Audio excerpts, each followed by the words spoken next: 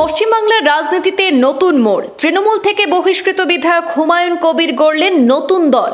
জোড়া ফুলের বিরুদ্ধে প্রতিদ্বন্দ্বিতায় জোড়া গোলাপ প্রতীক নিয়ে ময়দানে বিধায়ক হুমায়ুনের জনতা উন্নয়ন পার্টি। একগুচ্ছ আসনে প্রার্থী তালিকা ঘোষণা করলেন হুমায়ুন। তালিকাতেই তৃণমূল বিরোধী অবস্থান স্পষ্ট।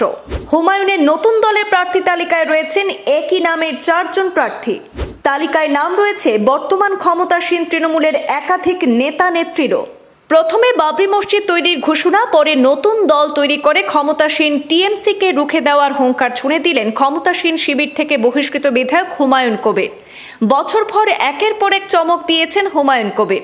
আজ সোমবার সেই নতুন দল ঘোষণার মঞ্চেও চমক দিলেন ভরতপুরের বিধায়ক। এদিন মঞ্চ থেকে জনতা উন্নয়ন পার্টি নামে নতুন দল ঘোষণা করার সময়ে মঞ্চে উঠতে দেখা গেল নতুন দলের নাম লেখা পতাকা। সভায় ভিড় ছিল চোখে পড়ার মতো। সেই সঙ্গে হুমায়ুনের মঞ্চে দেখা যাচ্ছে তৃণমূলের বিক্ষুব্ধ নেতা নেত্রীদের। হুমায়ুন আগেই জানিয়েছিলেন দল ঘোষণা করে আসন্ন বিধানসভা নির্বাচনে একাধিক আসনে প্রার্থী দেবেন, আর সেই মতো একটি প্রার্থী তালিকাও প্রকাশ করেছেন। এতে জানা যায় ভরতপুর এবং রেজিনগর 2 কেন্দ্র থেকে নিজে লড়বেন হুমায়ুন কবির। খড়গপুর গ্রামীণ কেন্দ্রে জনতা উন্নয়ন পার্টির প্রার্থী হবেন ইব্রা হাজি।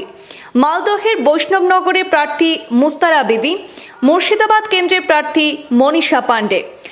ভগবানগোলায় লড়বেন আরও এক হুমায়ুন কবির। তিনি পেশায় ব্যবসায়ী। রানীনগর থেকে যিনি লড়বেন তার নামও হুমায়ুন কবির। দক্ষিণ দিনাজপুরের ধনীরাম বিধানসভার প্রার্থীর নাম ডক্টর ওয়েদুল রহমান। বালিগঞ্জের প্রার্থীর নাম নিশা চট্টোপাধ্যায়। ইছাপুরের প্রার্থীর নাম সিরাজুল মণ্ডল। অর্থাৎ শুধু মালদহ মুর্শিদাবাদের সীমাবদ্ধ থাকছেন না হুমায়ুন। বালিগঞ্জ, ইছাপুরের মতো কেন্দ্রের প্রার্থীর নামও ঘোষণা করা হয়েছে। শীঘ্রই ইস্তাহার প্রকাশ করা হবে বলে জানিয়েছেন হুমায়ুন কবির।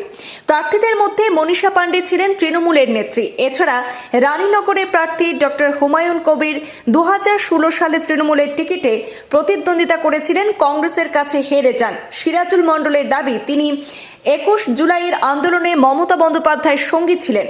হুমায়ুনের নতুন দল জনতা উন্নয়ন পার্টি জোড়া গোলাপ প্রতীকের প্রার্থী তালিকার চমকপ্রদ বিষয় হচ্ছে দলের প্রধান বিধায়ক হুমায়ুন কবির ছাড়াও রয়েছেন একই নামের আরও 3 জন।